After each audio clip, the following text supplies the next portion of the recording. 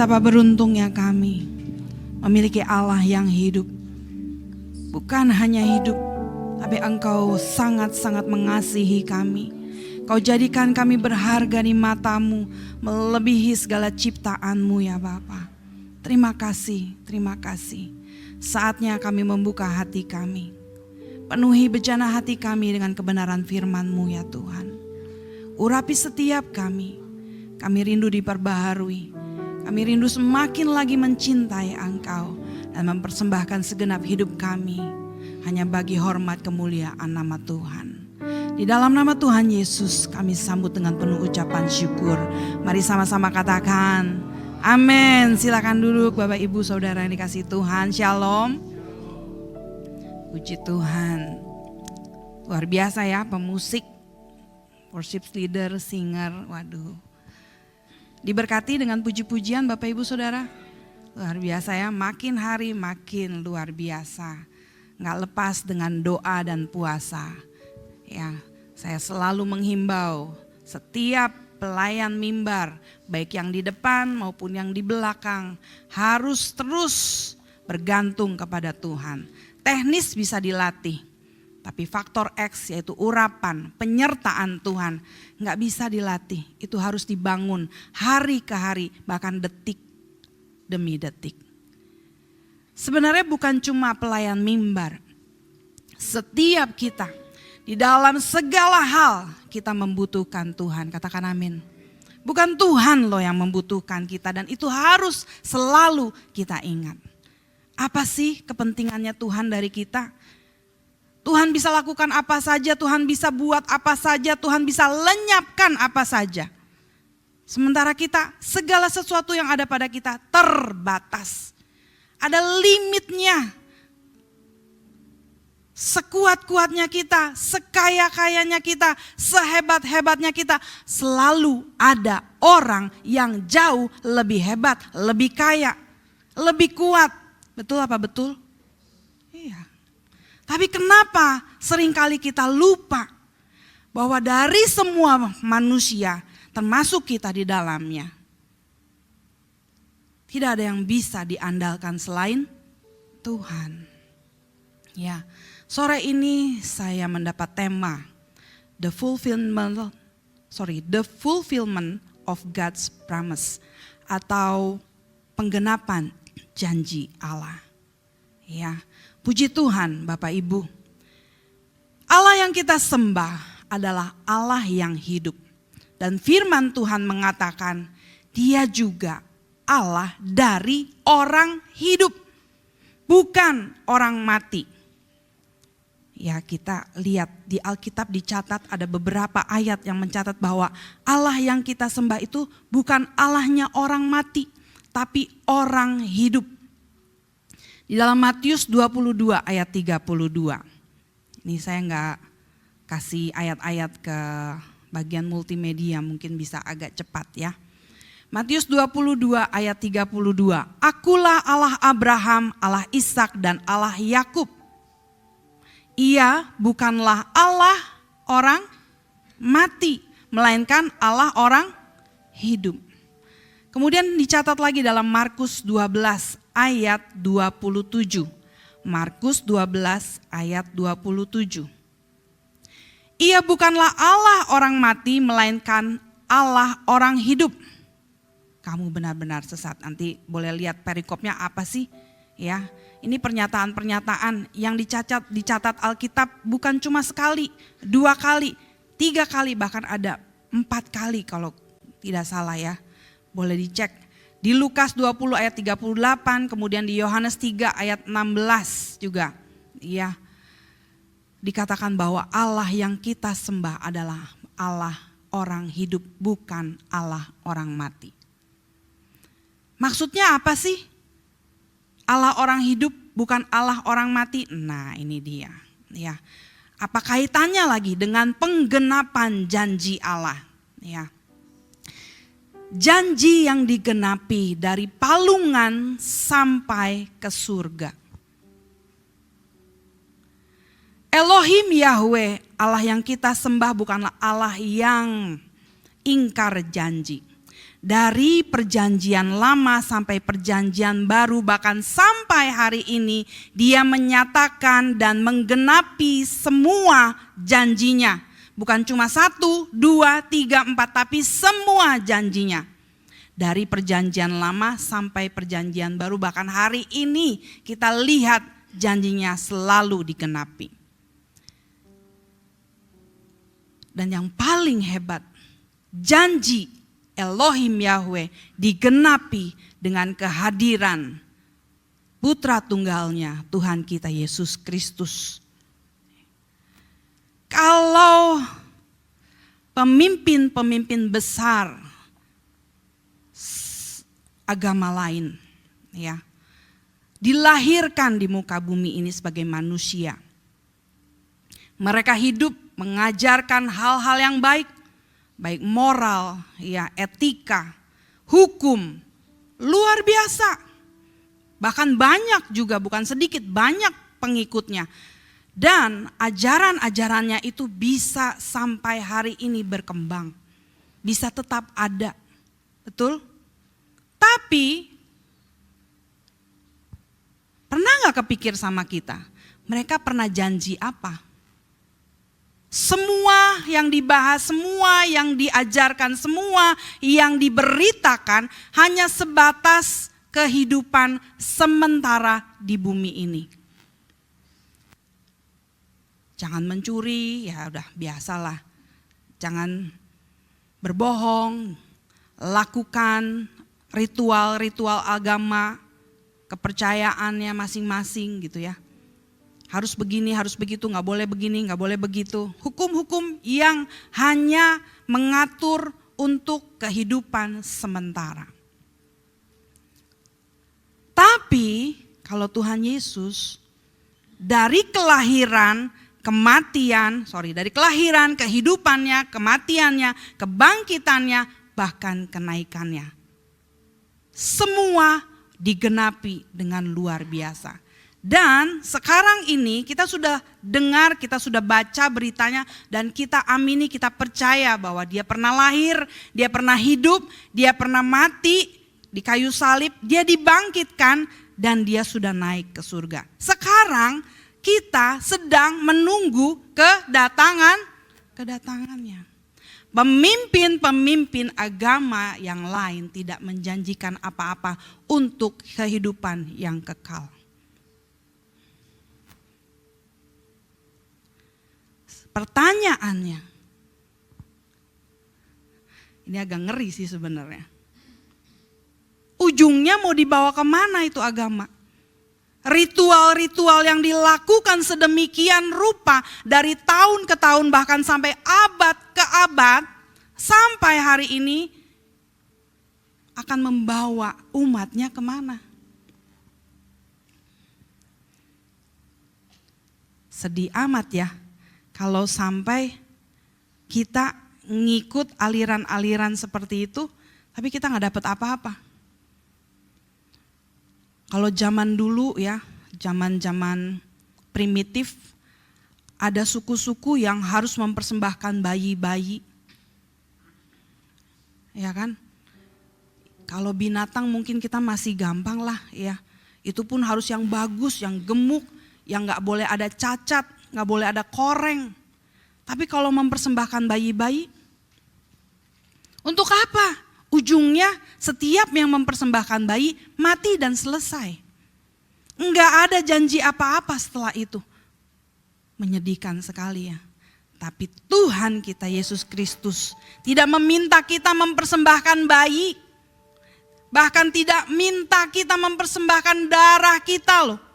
Dia mempersembahkan nyawanya sendiri. Berdarah-darah demi hidup kekal saudara dan saya. Kenaikan Tuhan Yesus adalah tanda bahwa Allah setiap ada janjinya. Setiap kita dipanggil untuk percaya pada janji yang telah digenapi. Yang kedua, hidup dalam kuasa janji yang sedang digenapi. Dan yang ketiga, menanti dengan setia setiap janji yang akan digenapi. Dengar baik, Enggak ada satupun janji Tuhan yang gagal. Semua digenapi. Amin. Sayangnya orang Kristen yang menyembah Tuhan Yesus, apalagi menyembah Elohim Yahweh sang pencipta alam semesta, enggak pol-polan seperti Tuhan Yesus hidupnya. Menyedihkan sekali. Agak santai sedikit ya, ini tegang sekali. Bapak Ibu kan tahu dong kalau binatang piaraan itu menyenangkan ya. Ada yang punya piaraan di rumah? Jelas lah anak saya, 2 di rumah piaraan ya. Hewan piaraan saja bisa mengenali pemiliknya. Dan dia tahu misalnya satu keluarga tuh siapa yang paling sayang sama dia. Dan dia juga akan tunjukkan rasa sayangnya kepada sang majikan. Betul? Tapi sadar nggak? Hewan piaraan itu nggak akan pernah bisa mengenal siapa penciptanya. Kasian ya. Kasian. Nggak bisa kenal. Mereka cuma bisa menikmati. Makanya saya suka bercanda. Waktu itu Niki sempat main ke rumah. Oh, anjing nggak boleh dikasih makan coklat. Kata siapa? Saya bilang, nanti begini, nanti begitu, gitu ya. Enggak, kasih aja. Saya bilang nggak apa-apa coklat ini. Yang penting, nggak mungkin kan kita ngasih setiap hari 1 kilo, 2 kilo, nggak mungkin. Paling dari bekas kita dikit kasih, ya kan. Dari 1 bungkus aja belum tentu 1 potongan ujungnya gitu kita kasih, paling sedikit. Kasih aja nggak apa-apa. Minimal 1 potong saya kasih. Hidup tuh nggak apa-apa, gemuk anjing saya. Oh, jangan dikasih buah, jangan dikasih tulang, jangan dikasih tulang ikan. Saya kasih. Sampai hari ini nggak pernah kenapa-napa. Terakhir kemarin ya Pak sempat kesedak ya si Amoy. Hidup dia masih sampai hari ini. Gemuk. Bukan nggak. Tapi 1 saya bilang yang nggak boleh. Apa ndak? Anggur. Kenapa tante nggak boleh dikasih anggur? Mahal. Mending buat saya itu mah. Ya ini intermezzo sedikit ya. Hewan piaraan aja, binatang aja bisa mengenal bahkan menyayangi majikannya. Tapi kasihannya mereka nggak akan pernah bisa mengenal penciptanya. Bapak, Ibu, Saudara yang dikasihi Tuhan, dicintai Tuhan, dihargai Tuhan seperti pujian tadi. Kenapa Elohim Yahweh menyatakan dirinya sebagai Allahnya orang hidup, bukan orang mati, itu membuktikan bahwa setiap kita ini makhluk kekal. Satu kali nanti kita akan berjumpa kembali dengan Tuhan Yesus sebagai representasi Elohim Yahweh Bapa di surga. Kita punya kesempatan nih dari karyanya Tuhan Yesus yang lahir, hidup, mati, dibangkitkan, bahkan naik ke surga, itu memberikan kita potensi, kemungkinan untuk kita bisa mengenal Sang Pencipta Elohim Yahweh. Bahkan kita bisa hidup bersama-sama di dalam kerajaan Bapa selama-lamanya. Kenapa kita gak berjuang? Jangan sia-siakan karya besar yang sudah digenapi, sudah dipenuhi oleh Tuhan Yesus.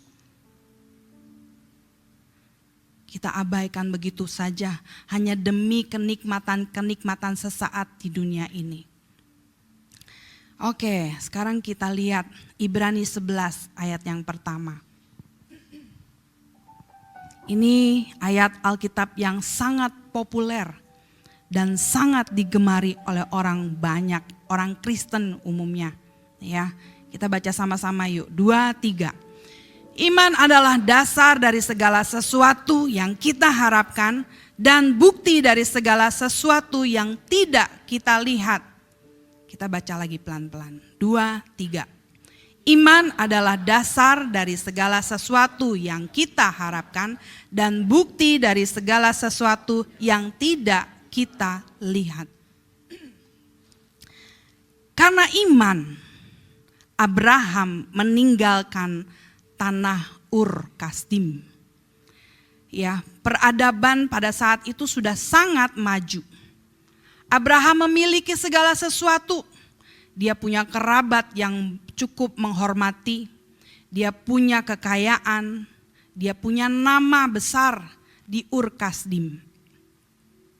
Tapi karena Allah meminta dia untuk keluar menuju tanah yang dijanjikan, Abraham meninggalkan Ur Kasdim. Karena iman. Iman adalah dasar dari segala sesuatu yang kita harapkan dan bukti dari segala sesuatu yang tidak kita lihat. Abraham gak pernah tahu tuh tanah yang dijanjikan tuh seperti apa. Tanah Kanaan tuh seperti apa. Dia belum tahu saat itu. Waktu itu belum ada Mbah Google. Gak bisa di searching. Ya, kemarin saya dapat undangan di satu tempat, ballroomnya seperti apa supaya jangan salah kostum. Kalau nanti acaranya di outdoor, kitanya pakai baju yang rangkep-rangkep, kan mandi keringat gitu ya. Jadi saya cek tuh, lihat di Google ada namanya ballroomnya seperti AC. Bu Yuli langsung senyum-senyum, dia paham maksudnya. Ya, oh ya, ya udah cari baju yang nyaman supaya kita nggak repot. Di sana pasti banyak orang gitu kan, namanya undangan, banyak orang, ketemu orang, jangan sibuk sendiri gitu. Ya kan, termasuk ke Pariko, nggak usah pakai jas Pak, pakai batik aja biar nyaman gitu ya kan. Puji Tuhan bisa lihat di Google. Abraham nggak bisa cek tanah Kanaan tuh seperti apa, nggak bisa survei, nggak bisa nanya siapa-siapa. Dia percaya saja kepada perintah Elohim Yahweh. Dia tinggalkan segala kenyamanan hidup yang sudah dia nikmati di Ur Kasdim. Pergi mengembara. Dia udah punya rumah loh di Ur Kasdim. Dia mengembara dan tinggal di tenda-tenda, di kemah-kemah. Bongkar pasang. Ya. Tapi lihat di Ibrani 11. Abraham akhirnya gak pernah sampai di negeri itu. Dikatakan dia hanya melihat dari jauh dan melambai-lambai. Panggilan orang yang dipanggil Tuhan pertama kali untuk memindahkan hati ke kerajaan surga adalah Abraham. Kalau sekarang setiap kita dengar hari ini, kita juga dipanggil untuk memindahkan hati kita ke langit yang baru dan bumi yang baru. Berapa banyak yang mau? Mau semua, yakin? Amin.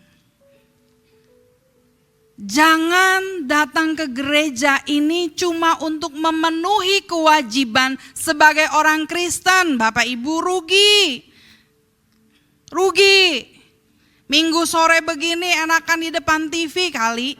Atau leyeh-leyeh di kamar pakai AC. Bah, enak banget itu mah. Daripada datang ke sini belum ngasih kolekte, duduk. Sampai di sini diomelin lagi. Datang ke sini harus punya tujuan, aku harus bersentuhan dengan Tuhan yang hidup. Aku harus mengalami Tuhan. Aku bawa pulang Tuhan.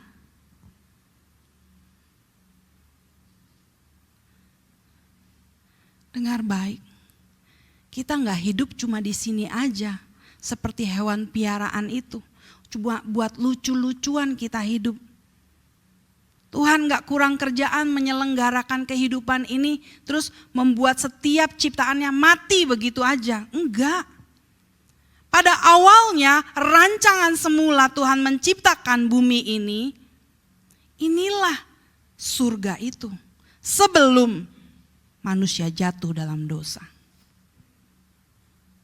Tapi ketika manusia jatuh dalam dosa, semuanya jadi gak proper lagi.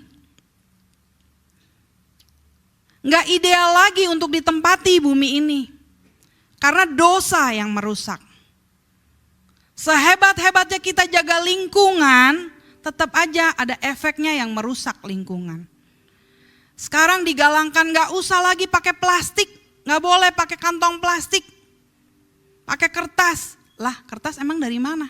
Dari pohon. Pohon ditebangin. Hancur gak? Itu cuma untuk kertas. Belum untuk kebutuhan yang lain. Sekarang dikurangi. Harus pakai kendaraan berlistrik. Ya, mobil listrik, motor listrik. Untuk meminimalisir penggunaan gas. Kenyataannya ya listrik juga pakai PLTA ya. Di mana Cikarang apa di mana yang PLTA yang dekat Bekasi sini juga. Makanya polusinya nyampe ke Bekasi dan Jakarta. Jakarta jadi kota yang paling tinggi tingkat polusinya. Sehebat apa manusia menangani masalah, dari masalah yang satu diberesin, belum beres timbul masalah yang baru, timbul masalah yang baru, timbul masalah yang baru. Belum bencana alam, belum perang. Ya, Israel belum kelar sama Hamas, sekarang lagi kebakaran besar dan dinyatakan sebagai darurat nasional.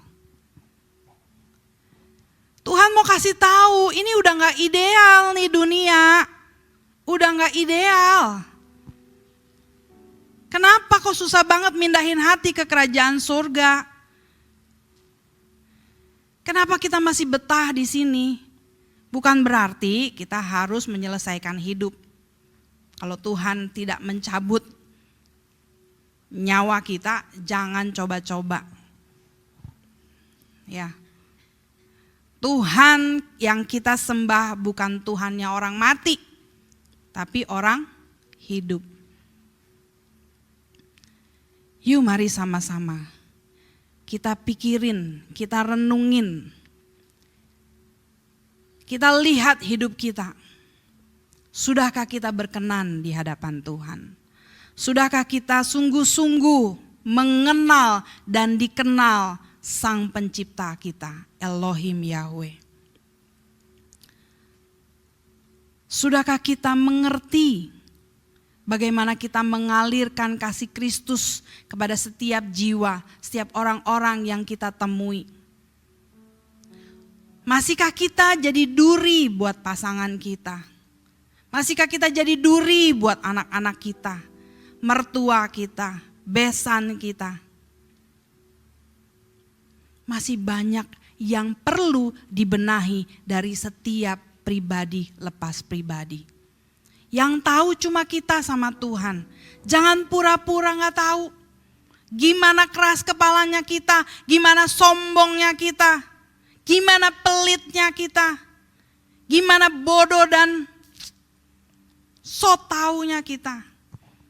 Ya, gak tahu apa-apa tapi pengen ngomong biar kelihatan keren, kelihatan pinter. Ngomong aja. Bapak Gembala Senior pernah mencanangkan gerakan gasak. Gasak, ya, gerakan satu kata. Satu kata pun jangan pernah keluar dari mulut kita kalau Tuhan tidak berkenan. Kalaupun kita tahu kejadian atau suatu peristiwa itu benar-benar kita tahu bahkan menyaksikan. Tapi kalau Tuhan gak mau kita bicara, gak perlu bicara. Ya, kalau saya scroll TikTok, saya juga scroll TikTok. Aduh, orang komentarin A, B, C, D yang bukan urusannya kenal pun enggak. Saya stitch ya ini postingannya, ngapain sih? Cuma cari viewers, cari tenar, pengen viral. Tahu nggak, setiap kata dipertanggungjawabkan, harus dipertanggungjawabkan. Aduh, satu kata, kalau satu kalimat, kalau satu hari 2000 kalimat, gimana kita pertanggungjawabannya sama Tuhan?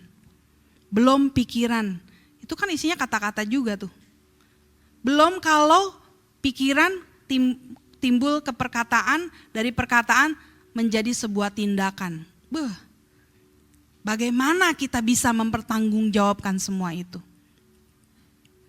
Yuk tahan diri untuk enggak langsung nyerocos. Hati-hati.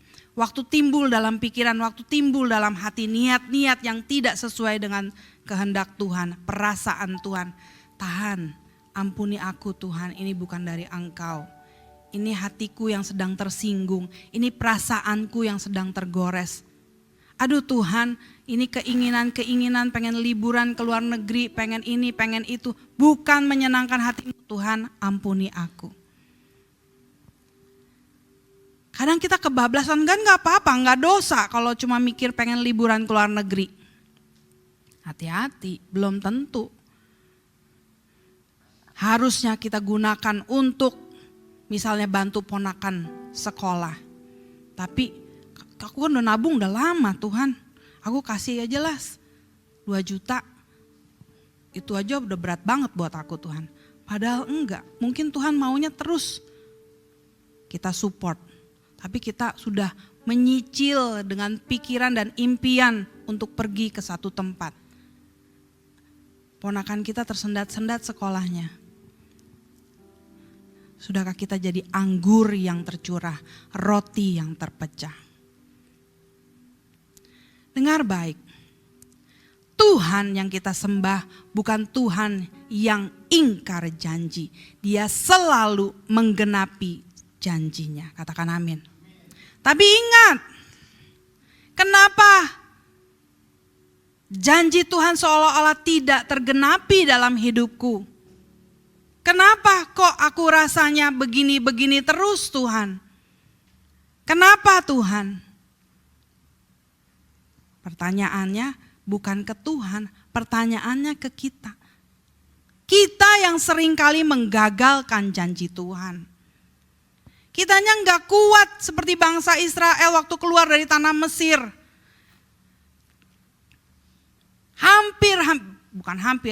Banyak yang gagal nyampe ke Kanaan akhirnya. Bukan Tuhan yang menggagalkan janjinya, tapi karena bangsa itu bebal, keras kepala, tegar tengkuk, sebagian besar dari mereka mati di padang gurun. Hati-hati sama Tuhan. Kurang baik apa Tuhan sama kita? Tapi kitanya yang kurang ajar. Jadi jangan salahkan Tuhan kalau janji-janji yang Tuhan nyatakan dalam hidup kita tidak tergenapi. Koreksi diri. Kalau sekarang masih hidup, masih bisa koreksi diri. Koreksi diri. Apa yang salah dari aku Tuhan? Sebebal apa aku Tuhan? Setegar tengkuk apa aku Tuhan? Sebandel apa aku Tuhan? Jangan tunggu Tuhan hajar dulu. Nggak takut loh.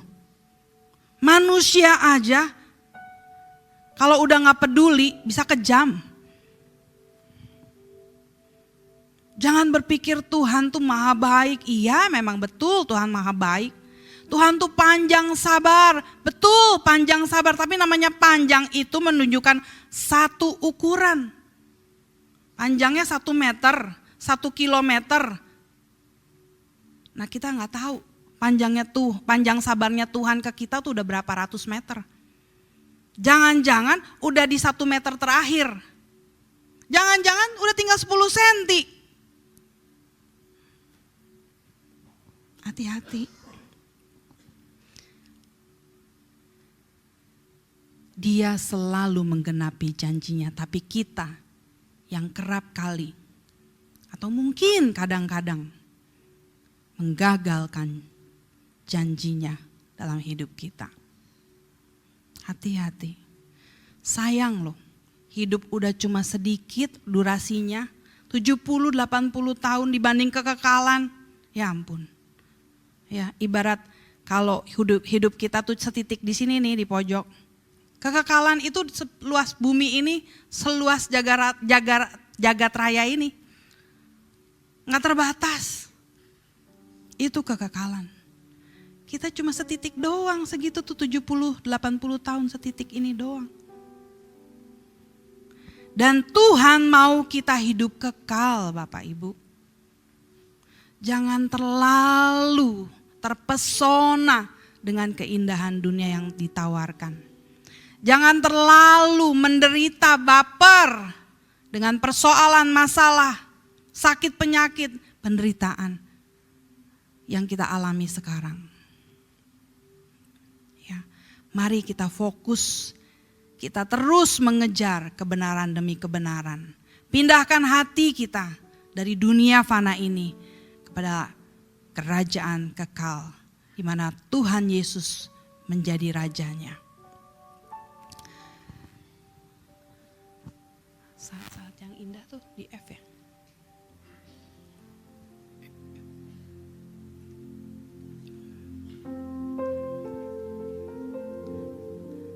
Ya. Kita angkat pujian ini ya.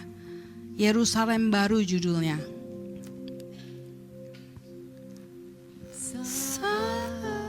F apa dia?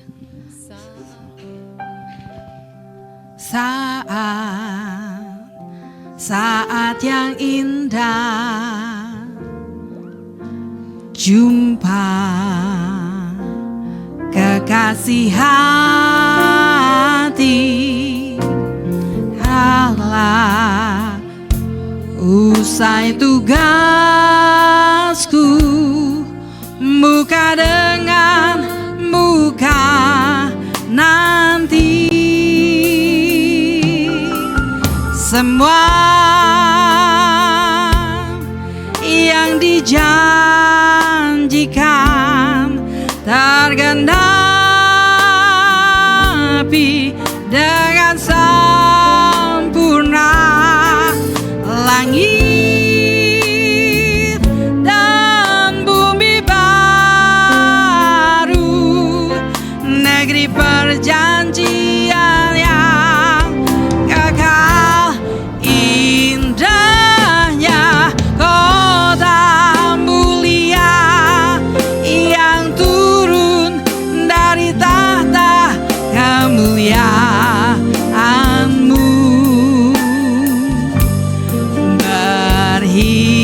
Hiaskan keindahan gemilang terang cahaya surgawi. Itu Yerusalem baru, kota kudus yang telah Engkau janjikan.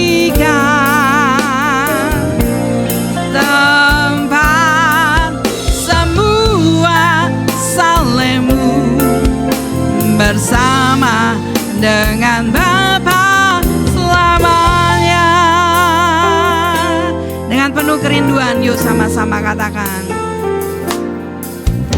Saat amin, saat yang indah, jumpa kekasih hati.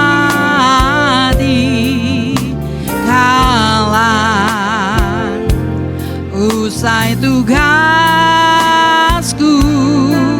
muka dengan muka nanti. Semua yang dijanjikan, syukur bagimu Tuhan. Amin. Tergenapi dengan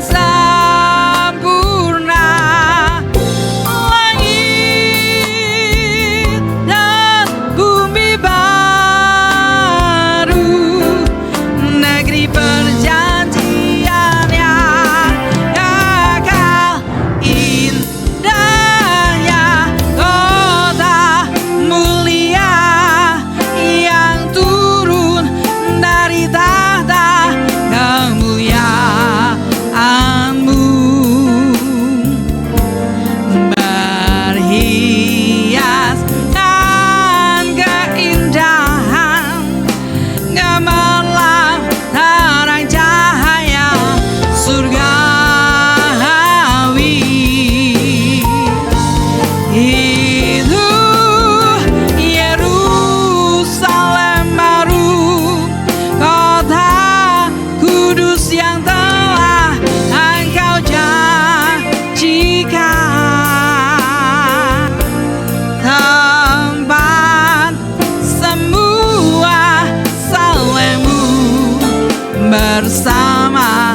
dengan Bapa selamanya.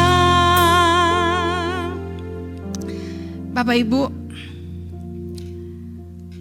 nggak tahu ya, kalau saya sih benar-benar kepengen banget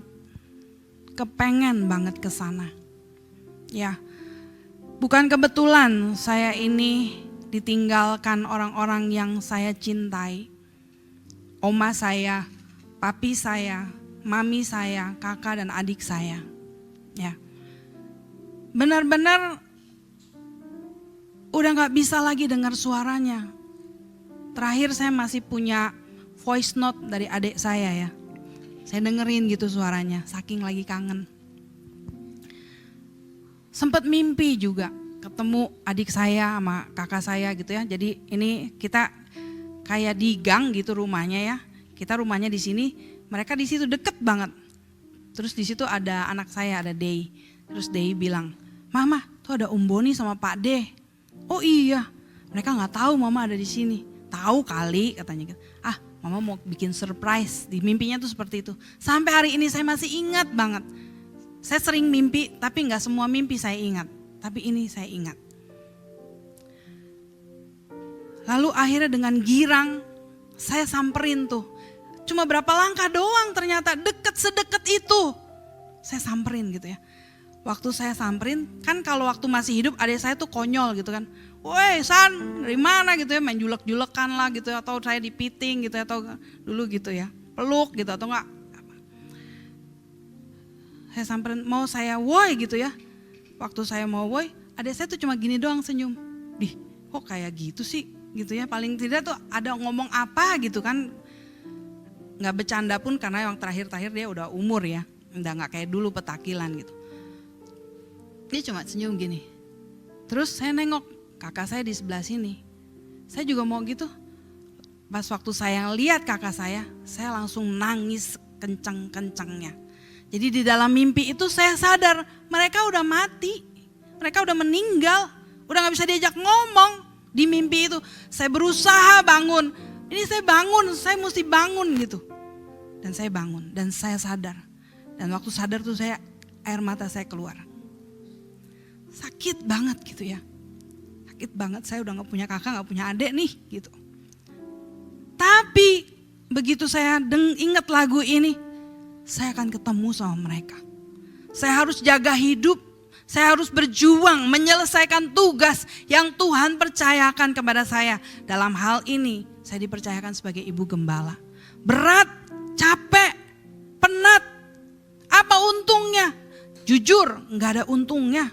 Kalau di sini secara materi, saya mendingan jualan bubur daripada ngurusin orang-orang yang nggak mau diurusin.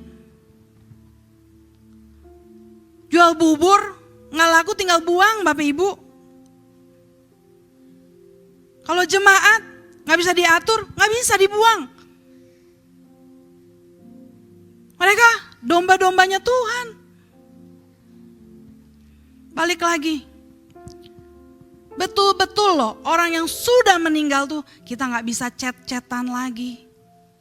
Saya baca chat adik saya. Saya ingat-ingat mukanya emak saya ya, oma. Saya ingat masa-masa gimana gitu ya. Saya waktu masak ingat lihat bawang putih, ingat emak saya gitu ya. Ada gitu momen-momen yang berkesan. Ingat papi saya, ingat mami saya. Dengan segala kekurangan, kelebihan mereka. Dari kejadian ini, perpisahan dengan orang-orang yang kita cintai, kita kasihi. Harusnya itu gak membuat kita baper.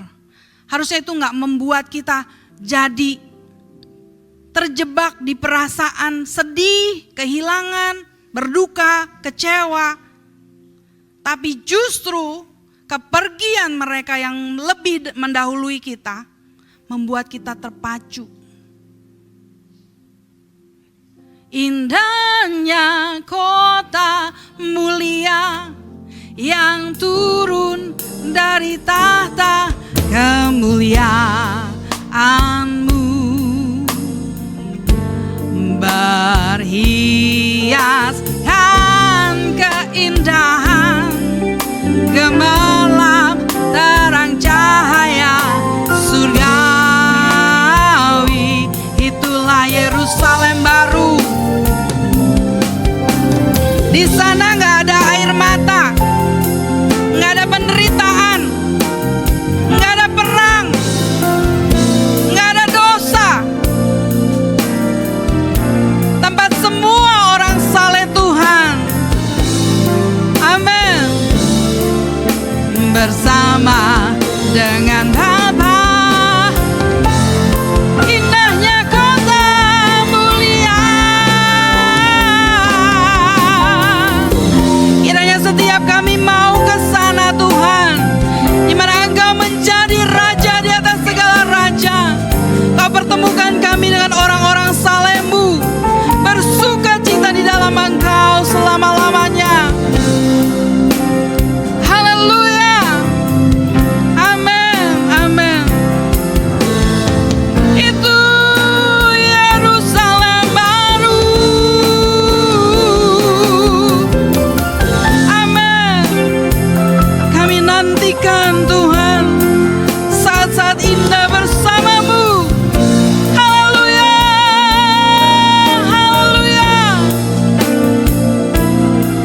Semua saleh-Mu bersama dengan Bapa selamanya.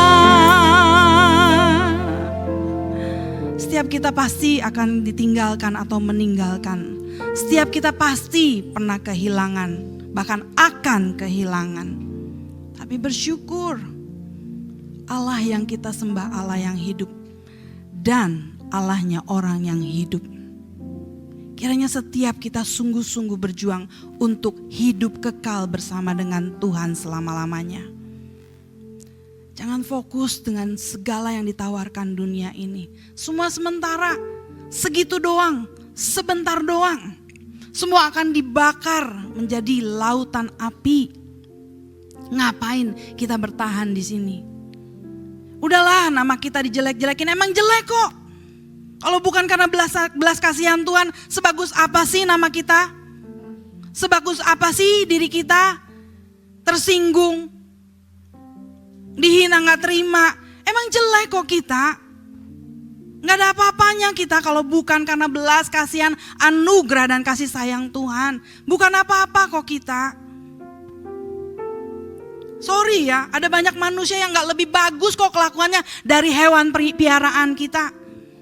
Yang masih tahu terima kasih, masih tahu harus gimana memperlakukan majikannya, masih hormat.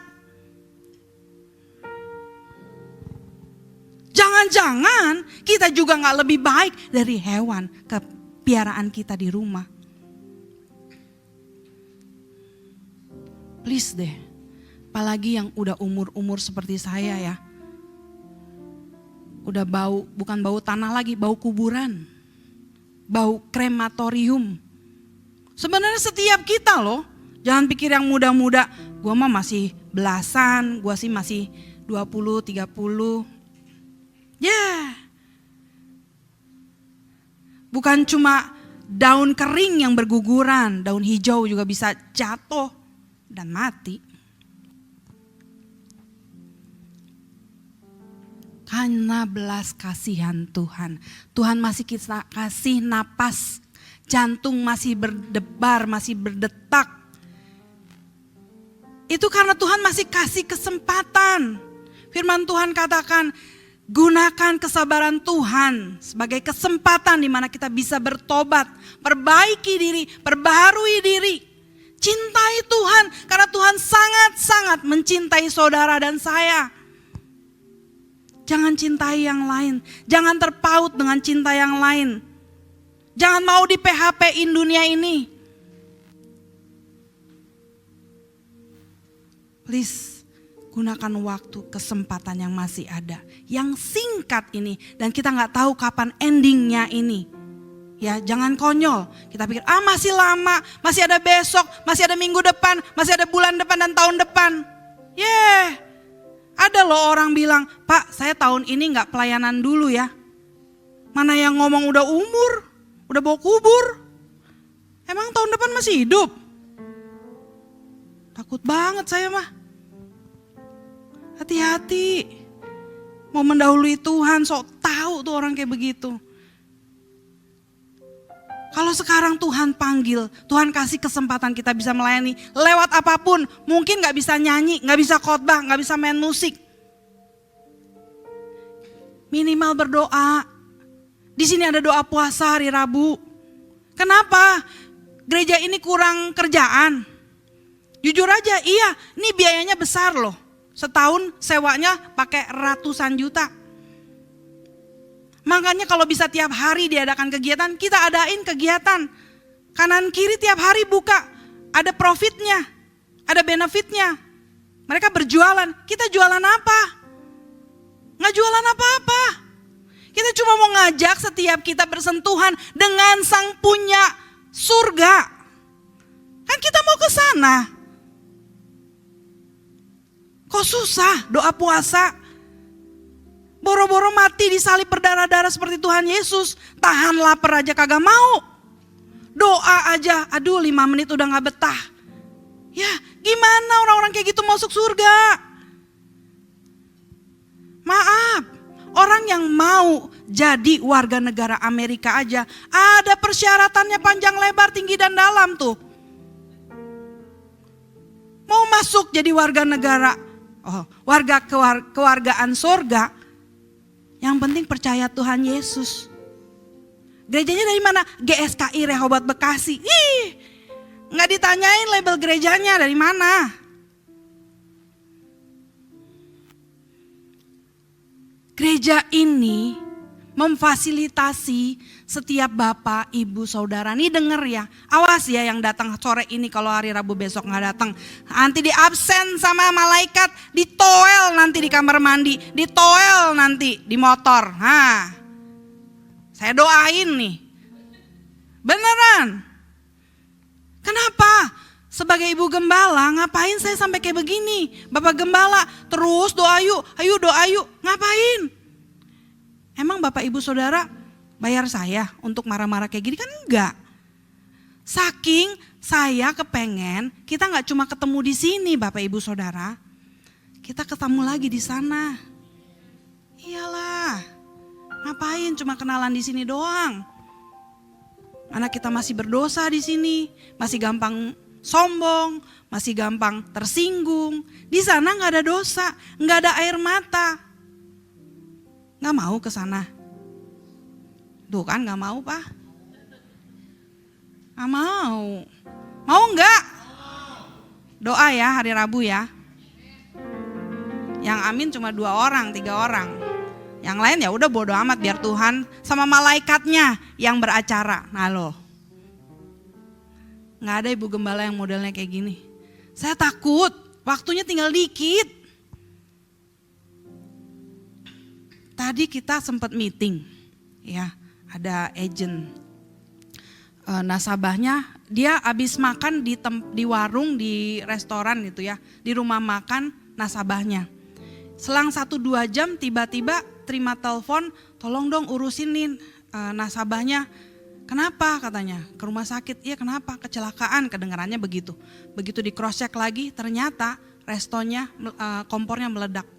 Papanya, mamanya, anaknya kena. Kalau saya masih di situ mungkin tadi kena juga Bu katanya. Nggak ada yang tahu 1 jam ke depan kita akan seperti apa.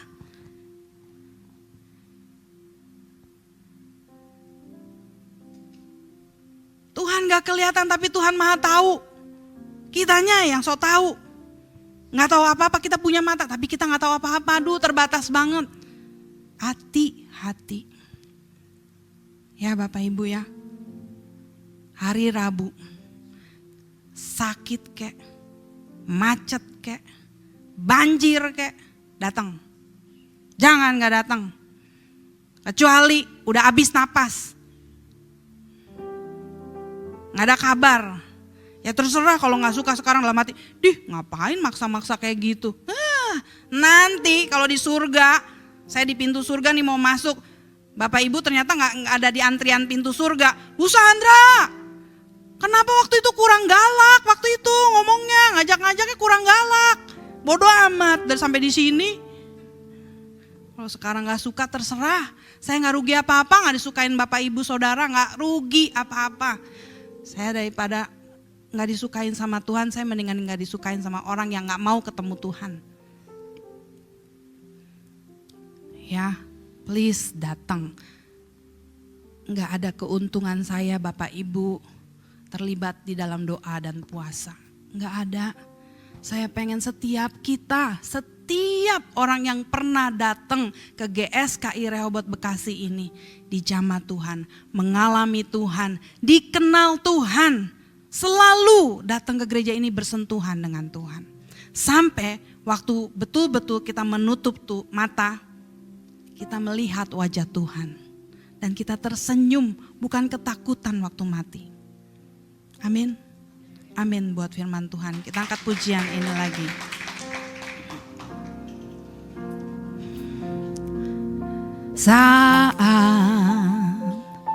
Saat yang indah, jumpa kekasih hati, kala usai tugasku, muka dengan muka, nanti semua yang kau janjikan tergenapi dengan sempurna. Langit dan bumi baru, negeri perjanjian yang kekal, indahnya kota mulia yang turun dari tahta kemuliaan-Mu, berhiaskan keindahan gemerlap terang cahaya surgawi. Itu Yerusalem, haleluya, yang kami rindukan. Amin. Engkau janjikan tempat semua salemnya bersama. Kita berdiri bersama. Indahnya kota mulia, haleluya. Amin, haleluya, yang turun dari tahta kemuliaan. Amin. Berhiaskan keindahan gemerlap terang cahaya. Kami mau ke sana Tuhan, kami mau bersama-sama dengan Engkau. Amin, amin. Yes, kota kudus yang telah Engkau janjikan, tempat semua salemu bersama dengan Bapa, tempat semua salemu bersama Bapa selamanya. Amin. Bersama dengan Bapa, tempat semua salemu ya Tuhanku. Semua salemu bersama dengan Bapa selamanya.